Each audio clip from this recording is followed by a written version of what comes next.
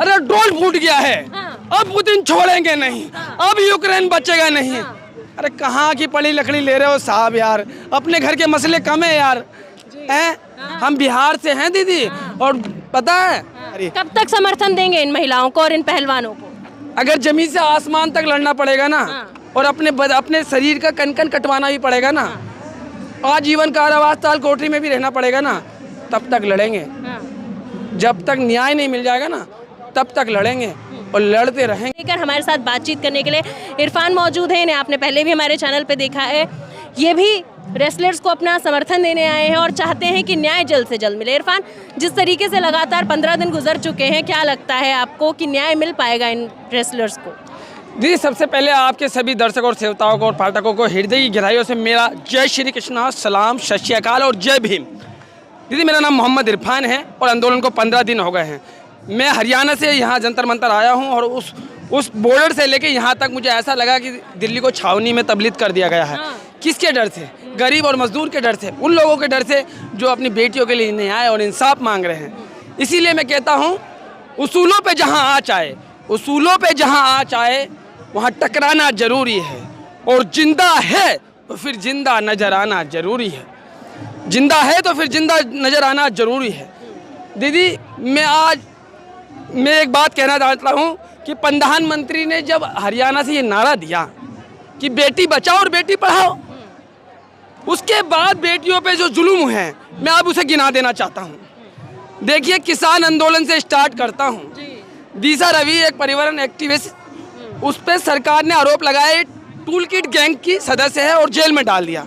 उस बच्ची ने कोर्ट में खड़ा होकर कहा, अगर फार्मर्स का समर्थन करना, उनके प्रोटेस्ट को समर्थन करना अगर अपराध है तो भैया मुझे जेल में रहने दो।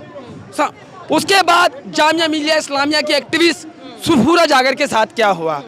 उसके बाद एक प्यारी सी मजबूत हृदय की लड़की, मेरी प्यारी सी बहन आयशी घोष, जो जेएनयू से है, छात्र संघ अध्यक्ष है, आयशा से बिलोंग करती है, उनका सर फोड़ दिया और हाथ तोड़ दिया और आज तक न्याय नहीं मिला। फिर 2-3 दिन पहले की घटना रात को किस तरीके से सरकार या पुलिस के द्वारा जो साक्षी मलिक, बजरंग पुनिया और विनेश फोगाट के साथ हुआ, उनके बहते आंसू पूरे देश ने देखे। मैं भी 4 बजे रात तक जागा था और मेरे भी आंख नम थे, क्योंकि मैंने हरियाणा की मट्टी पे कमाया खाया है, मैं उनका नमक खाया है, वो मैं उनका कर्जदार हूँ। जब मैंने देखा कि देश की समृद्ध और सक्षम और विश्व के पटल पे नाम रोशन करने वाली बेटियों के साथ ये जो सलूक है, ये ठीक नहीं, क्योंकि ये एक आम सी लड़कियां नहीं है, ये आम से व्यक्ति नहीं है। दीदी ये पद्मश्री और अर्जुन अवार्ड से सम्मानित है। इस तरीके का व्यवहार इतने महान खिलाड़ियों के साथ कैसे हो सकता है, जो हमारी पहचान है, जो देश की पहचान है? तो उसके बाद जो पंचायतों ने निर्णय लिया कि हम 7 तारीख को बड़ी संख्या में दिल्ली के जंतर मंतर पहुंचेंगे और एक बड़ा डिसीजन लेंगे, और वो डिसीजन क्या लेंगे तो ये तो वक्त बताएगा। अगले 2-4 घंटों में जो भी फैसले आएंगे हम सब देखेंगे। दीदी हम क्या कहते हैं कि सरकार, जब हमारे प्रधानमंत्री जब विदेशी धरती पर जाते हैं तो वो कहते हैं कि मैं गांधी और बुद्ध के देश से आया हूं, मैं बुद्ध का मानने वाला हूं और युद्ध का मानने वाला नहीं। जब इन्हीं के पार्टी के बड़े नेता उस मंचों पे खड़े रहते हैं, जैसे अश्विनी कुमार उपाध्याय, बड़े नेता और सुप्रीम कोर्ट के बड़े वकील बीजेपी से, वो जिस मंच पे वो खड़े रहते हैं, उस मंच पे से देश को बांटने की जब बात होती है और प्रधानमंत्री जब एक शब्द नहीं कहते, बेटियों पे जब अत्याचार होता है, जब बेटियों को ये कहता है कि आप तो मेरे परिवार के लोग हैं, और जब वो बेटियां रोती है और प्रधानमंत्री जब एक शब्द नहीं कहते, तो मैं कहता हूं कि प्रधानमंत्री शब्दों के व्यापारी हैं। अच्छा, व्यापारी हैं, शब्दों के व्यापारी हैं। हाल फिलहाल में 1-2 दिन में जो उनके वक्त तो आए हैं, जो जितना जब बड़ा उन्होंने झूठ बोला है, इसीलिए मैं कहता हूँ तित्र योग में, यानी सतयुग में झूठ बोलने वाले को मौत आ जाती थी, अब बुखार भी नहीं आता। ये कैसा दौर है? लेकिन हम लोकतंत्र की लड़ाई लड़ने वाले लोग हैं।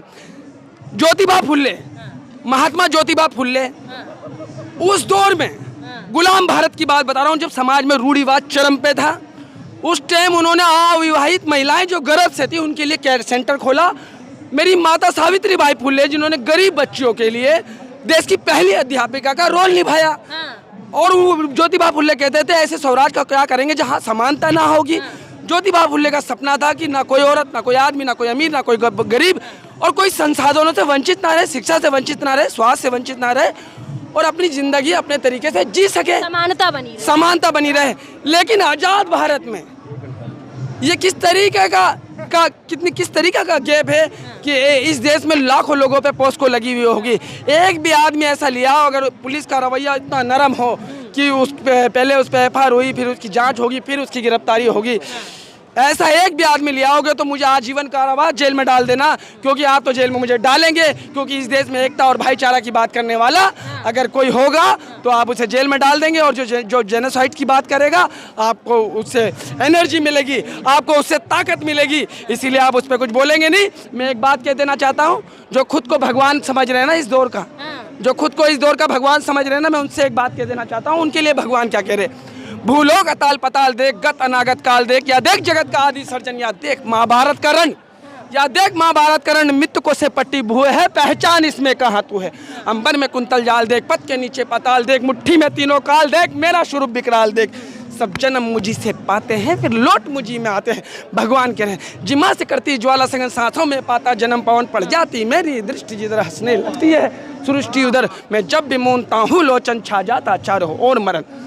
तो भगवान कह रहे हैं, और जो लोग खुद को भगवान समझ रहे हैं तो ये बात याद रखना, इस दुनिया में अमर रहने कोई भी नहीं आया, और हम आपसे नहीं डर रहे भैया। हम तो भगत सिंह के मानने वाले हैं, हम ओम प्रकाश वाल्मीकि के मानने वाले हैं, मेरे पूजनीय वो पवित्र आत्मा जिसने इस देश में ऐसे ऐसे लेख लिखे, जिसने बताया कि हमने कितनी यातनाएं झेली हैं।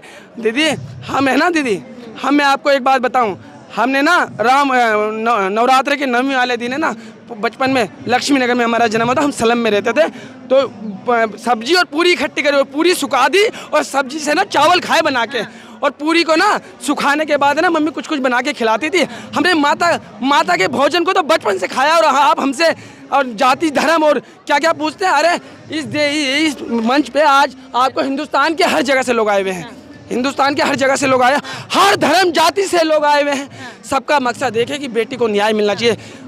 जब आप देश को बांटने की बात करेंगे ना, तो यही लोग देश को जोड़ने का काम करेंगे। नवरात्रि का जिक्र किया आपने, 9 दिन जब आते हैं तो महिलाओं की पूजा करी जाती है, देवी का दर्जा दिया जाता है, लेकिन जब महिला खिलाड़ी खुलकर कह रही हैं कि यौन उत्पीड़न हुआ है, फिर क्यों सरकार नहीं महिलाओं की बात सुन रही है? देखिए 9 देवियों की पूजा में ना बचपन में हम भी बैठे हैं, लड़के होने के बाद भी हम उस संस्कृति और कल्चर में पैदा हुए हैं। माँ दुर्गा का लास्ट रूप होता है नवरात्रे में, और हम जिस कल्चर और संस्कृति में जन्मे हैं, देवी स्वरूप पूजा जाता है। लेकिन हम खाली पूजे ना, हमारा धर्म भी ऐसा होना चाहिए, हमारे कर्म भी ऐसे होना चाहिए, हमारा नजरिया भी ऐसा होना चाहिए।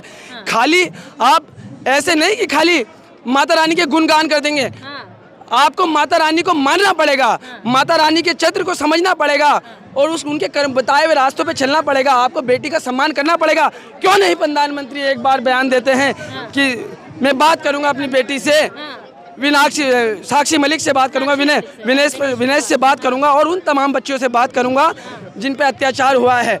ऐसा कैसे हुआ? हो सकता है कि प्रधानमंत्री तक कोई बात ना पहुंचे, इसीलिए कहते हैं कि प्रधानमंत्री को अगुवाई करनी चाहिए। और हाँ, हम प्रधानमंत्री नरेंद्र मोदी जी से, अमित शाह जी से, जेपी नड्डा जी से बहुत प्यार करते हैं, उनकी गलत नीतियों का विरोध करते हैं। इसका अर्थ ये नहीं कि हम उनसे नफरत करते हैं, इस बात को हम क्लियर कर देना चाहते हैं, और हमेशा करते रहेंगे जो भी पार्टी होगी, जो भी पार्टी होगी। और सुनिए, मीडिया का रोल बताता हूँ मैं।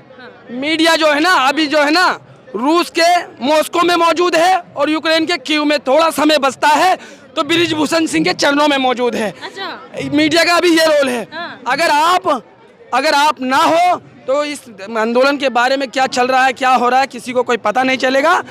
और दीदी माता रानी कहें, राम जी करे, अल्लाह पाक करे, आपको बहुत ताकत और सहन शक्ति मिले, आपका चैनल दिन दुगनी और रात चौगनी करे, और आप इसी तरीके से हम गरीब और मजदूरों की आवाज़ उठाते रहें। और साहब, हम फिर कह देना चाहते हैं, 2-3 दिन पहले की जो घटना थी वो अमाननीय, असरान्य और निंदनीय थी, और इस तरीके का कृत्य भविष्य में कभी नहीं दोहराना चाहिए। खिलाड़ियों के जो है सर भी फोड़े गए हैं, 2 खिलाड़ियों के सर फोड़े गए। उसके साथ ही ऐसी खबर भी यहाँ से सामने आई कि महिला खिलाड़ियाँ जो थी उनके बाल नोचे गए थे। इस तरीके की घटनाएं जब देश के सामने आती हैं, देश पूरा हैरान है, परेशान है, शोक में है, लेकिन जो बड़े दिग्गज लोग हैं, नेता हैं, उनकी तरफ से कोई भी बयान तक नहीं आया इस पूरी घटना पर। दीदी मैं कह देना चाहता हूँ, दीदी मैं क्या कह रहा हूँ, ये खिलाड़ी नहीं है दीदी, ये पद्मश्री और अर्जुन अवार्ड से सम्मानित है। आप जब नॉर्थ ब्लॉक में राष्ट्रपति भवन में बैठ के जब इन्हें सम्मानित करेंगे, फिर उनके बाल नोचेंगे, फिर उन्हें सोने के लिए गद्दा भी ना देंगे तो ये ठीक ना होगा दीदी। और ये इनके साथ पूरी देश की सहमति जुड़ी हुई है। हर धर्म जाति के लोग इनके साथ पूरी तरह एक्टिव हैं। ये आंदोलन घर घर तक पहुंच गया है। इस आंदोलन की सच्चाई सबको पता चल गई है। अरे हम नहीं कहते, अंग्रेजी अखबार बड़ा खुफिया अखबार है, इंडियन एक्सप्रेस, उसने क्लियर कर दिया भाई कि 19 की और 16 की घटनाओं को उसने छापा है। दो पहलवानों ने बताया है कि भाई मेरे चेस्ट और फिगर पे भी हाथ लगाने की कोशिश की है या नहीं। उसी पे इरफान अब लोग कह रहे हैं कि तब क्यों नहीं बोली बेटियां, अब क्यों बोल रही है, इतने सालों बाद क्यों बोली? यार सारे सवाल बेटियों से ही करोगे? पुरुष प्रधान देश बनाना चाहते हो क्या? मैं नफरत करता हूँ विचारधारा से जो आज़ादी या मेरी बहन के लिए या मेरी माँ के लिए, मेरे घर की किसी भी महिला के लिए, मेरे देश की किसी भी महिला के लिए। ये अफगानिस्तान नहीं है कि और धर्म के नाम पे पाखंड मचा रखा है, इधर नहीं जाओगी उधर नहीं जाओगी, इतना नहीं पढ़ोगी, ऐसे नहीं करोगी और वैसे नहीं करोगी। ये भारत है, यहाँ सबको अपनी ज़िंदगी जीने का पूरा अधिकार है। और जो हमारी ज़िंदगी जीने में बांधा डालेगा तो पीसफुल तरीके से संविधान के रास्ते पे भगत सिंह की आवाज़ के साथ, इंकलाब के नारे के साथ हम लड़ते रहेंगे। एक आखिरी सवाल आपसे इरफान लेना चाहूँगी, एक आखिरी सवाल आपसे लेने चाहूँगी। आपने मीडिया का जिक्र किया था और अभी आपने महिलाओं का जिक्र किया कि इंडियन एक्सप्रेस में खुलकर उन 2 महिला पहलवानों ने बताया है कि उनके साथ यौन उत्पीड़न हुआ, चेस्ट पे हाथ लगाया गया, पेट पे हाथ लगाया, गलत तरीके से छुआ गया। उसके बाद भी मेन स्ट्रीम मीडिया सवाल नहीं कर रही है ब्रजभूषण से।